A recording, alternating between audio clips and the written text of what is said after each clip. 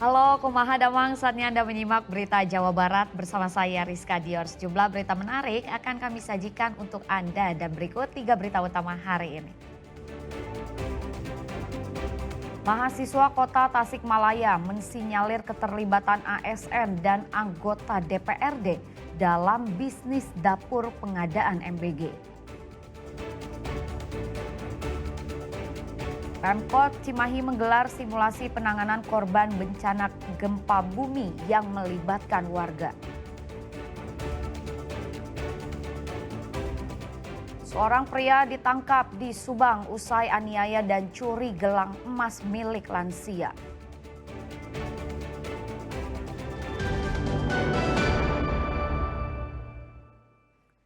Wilayah Kecamatan Gunung Putri, Kabupaten Bogor selalu jadi tempat tawuran remaja. Tidak diketahui dari mana mereka berasal, tapi diduga kedua kelompok telah sepakat untuk tawuran di tempat tersebut.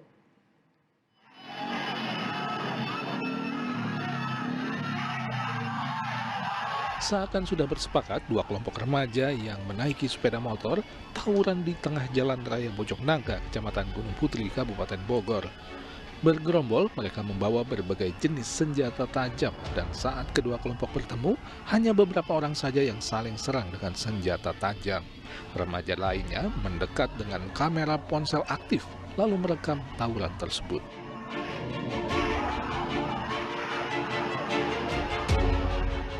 Tak berlangsung lama, kedua kelompok pun bubar entah kemana.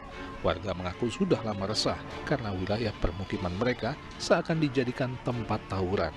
Sebab nyaris tidak ada sepekan tanpa tawuran, bahkan tawuran kerap terjadi 2 kali dalam seminggu.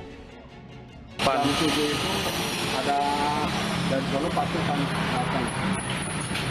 Itu didatengin lagi kan dari pasukan sono, ketemu sini titik kumpulnya. Bentrok ya? Bentrok. Pakai saja, pakai ini semua pada bawah. Nggak ada. Biasanya tempoh hari kan ada 3 minggu yang lalu tuh sampai palanya pecah di situ. Sering di sini bisa seminggu 2 kali, kadang seminggu sekali ya itu ada. Oh, tanggung ya? Anak tanggung. Ini ya dibilang resah ya, resah takut terganggu kerjaan saya. Warga berharap pihak kepolisian dapat meningkatkan patroli dan pengawasan di sejumlah titik rawan, terutama pada jalan sepi yang agak jauh dari rumah warga, agar tawuran remaja tidak terus terulang dan memakan korban. Asep Solihin melaporkan dari Kabupaten Bogor. Mahasiswa Kota Tasikmalaya mensinyalir keterlibatan ASN dan anggota DPRD dalam bisnis dapur pengadaan MBG. Mereka minta agar dua pihak yang menjadi regulator dan pengawas tidak ikut bermain sebagai pelaksana program MBG. Apakah mereka layak untuk terlibat? Layak tidak sahabat-sahabat? Tudingan keterlibatan ASN dan anggota DPRD Kota Tasikmalaya dalam bisnis pengadaan makanan bergizi gratis ini dilayangkan puluhan mahasiswa saat berunjuk rasa di depan kantor DPRD Kota Tasikmalaya. Mereka menilai program MBG harusnya tidak dipolitisasi dengan keterlibatan ASN dan politikus daerah agar pelaksanaannya bisa diawasi secara baik, terutama oleh para wakil rakyat yang terbebas dari benturan kepentingan. Menjawab tudingan tersebut, Ketua DPRD Kota Tasikmalaya mengaku belum mengetahui adanya keterlibatan ASN maupun anggota DPRD dalam bisnis dapur MBG. Ia juga menyatakan semua akan dikembalikan kepada aturan yang berlaku. Tudingan dari mahasiswa bahwa anggota dewan itu terlibat dalam MBG itu seperti apa, Pak? Bukan hanya indikasi. Indikasi. Kalau untuk saya pribadi tidak.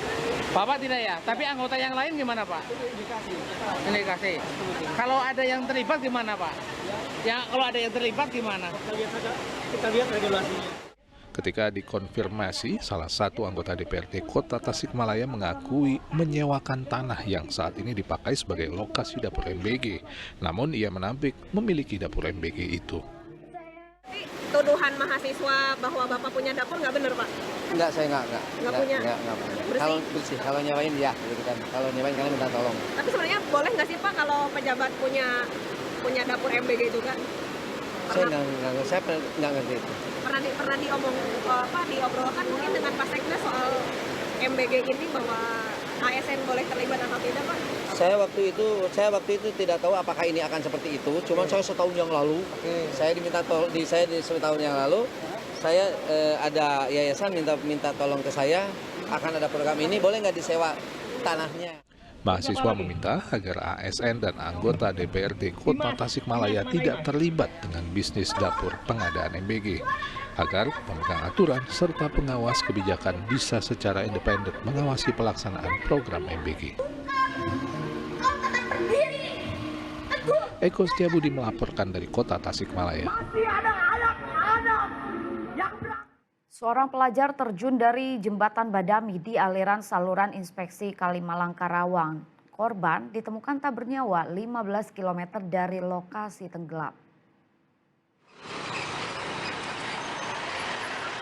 Korban Fadli, pelajar SMK, jatuh dari jembatan Badami setinggi 8 meter ke saluran inspeksi Kalimalang Karawang saat bersama dengan kekasihnya.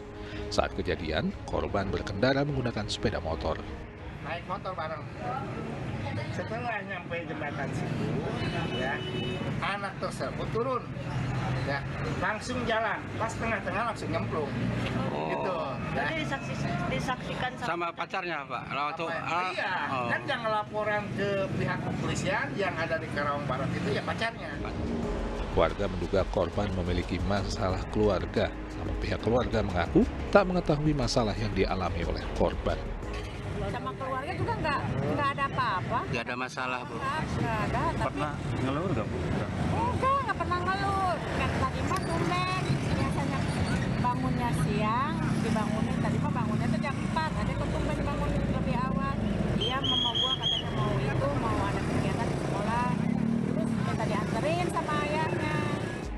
Tim SAR gabungan pun melakukan pencarian selama 2 hari sebelum akhirnya menemukan jasad korban 15 km dari lokasi tenggelam di wilayah Bekasi pada keesokan harinya. Akli Yusuf melaporkan dari Karawang. Rentetan gempa bumi yang terjadi dalam beberapa waktu terakhir termasuk di Banyuwangi, Jawa Timur membuat daerah lain ikut waspada. Di Cimahi, Pemkot menggelar simulasi penanganan korban bencana gempa bumi yang melibatkan warga. Ratusan warga baik dewasa maupun anak-anak ini panik ikut berlarian keluar gedung menuju lapangan yang dalam skenario simulasi penanganan bencana oleh Pemkot Cimahi adalah akibat terjadinya gempa bumi. Sejumlah korban lainnya harus dievakuasi petugas BPBD dari lantai 4 Rumah Susun Cigugur, Kota Cimahi. Simulasi kesiapan menghadapi bencana yang melibatkan warga serta seluruh instansi terkait yang bertanggung jawab mengkoordinasikan upaya penyelamatan warga saat bencana dilakukan sebagai uji kesiapan seluruh pihak. Apalagi wilayah Bandung Raya termasuk Cimahi berada di sesar Lembang, yang menurut para ahli kegempaan berpotensi menimbulkan gempa dengan kekuatan besar. Nah, apabila terjadi bencana alam berupa gempa bumi yang diakibatkan oleh sesar Lembang. Sebagaimana beberapa waktu lalu yang happening, yang sedang ramai, bahwa kita terancam apabila sampai terjadi pergerakan atau subduksi dari sesar Lembang, maka Kota Cimahi ini adalah salah satu bagian yang bisa memiliki resiko dampak bencana yang cukup masif, ya. Bahkan tadi disampaikan bisa berpotensi sampai 7,7 sampai 8 skala Richter, ya. Nah, ini harus kita antisipasi dan yang paling utama, paling penting adalah kesiapan. Kesiapan ini kita lakukan simulasi pada hari ini. Selain penanganan korban dalam simulasi bencana ini dipersiapkan pula personel gabungan dari BPBD, unsur kepolisian, TNI, Regu Damkar hingga relawan dengan bantuan tim medis dan alat yang dikerahkan untuk penanganan bencana gempa. Sehingga simulasi benar-benar bisa menggambarkan kondisi nyata jika terjadi bencana dan semua pihak siap untuk melakukan penyelamatan dan mencegah jatuhnya korban jiwa. Muhammad Abbas melaporkan dari Cimahi.